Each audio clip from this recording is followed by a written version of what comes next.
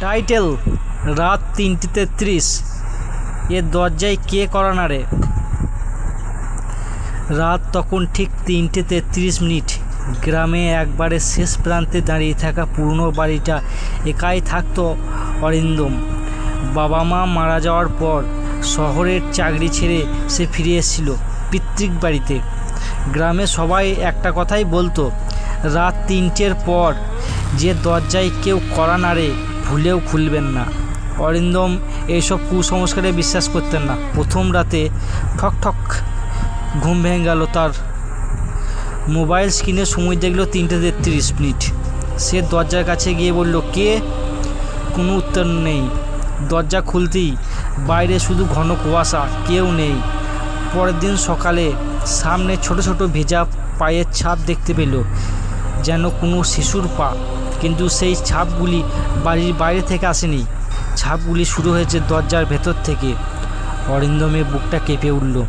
দ্বিতীয় রাত, আবার ঠিক ৩:৩৩ ঠক ঠক ঠক। আবার দরজার উপর থেকে একটা মেয়ের কণ্ঠ ভেসে এলো, দাদা দরজাটা খোলো, খুব ঠান্ডা লাগছে। কণ্ঠটা এতটাই অসহায় ছিল যে অরিন্দমের হাত দরজার কপাটে চলে গেল। ঠিক তখনই পাশের বাড়ির বৃদ্ধা সরস্বতী কাকিমার কথা মনে পড়ল, যে যেই ডাকুক কোনো দিনই খুলবেন না, ও মানুষ নয়, সে দরজা খুলেন না। কিন্তু রাত ভোর সে কান্নার শব্দ চলতেই থাকলো। তৃতীয় রাত, আবার কড়া নাড়া শব্দ, আরও জোরে, ঠক ঠক ঠক। দরজা যেন কেঁপে উঠছিল। তারপর মোবাইলে একটা অচেনা নম্বর থেকে কল এলো। ও পাশ থেকে নিজের গলা শুনতে পেল সে, দরজা খুলে দে, আমি বাইরে দাঁড়িয়ে আছি। অরিন্দমের শরীর বরফ হয়ে গেল। সে ধীরে ধীরে জানলার ফাঁক দিয়ে বাইরে তাকালো।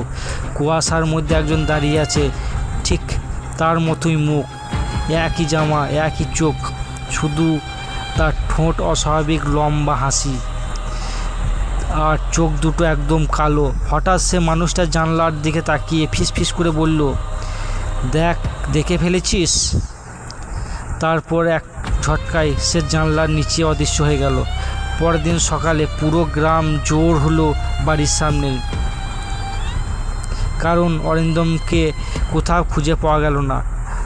শুধু তার ঘরের মেঝেতে কাদামাখা অসংখ্য ছোট ছোট পায়ের ছাপ, আর দেওয়ালে রক্ত দিয়ে লেখা ছিল, এবার আমি ভেতরে থাকি। বছর কেটে গেল, বাড়িটা আবার ফাঁকা হয়ে গেল, কেউ সেখানে থাকতো না। তবু মাঝে মধ্যে পথচারীরা দাবি করত, রাত ঠিক ৩:৩৩ সেই বাড়ির দরজা কেউ কড়া নাড়ে।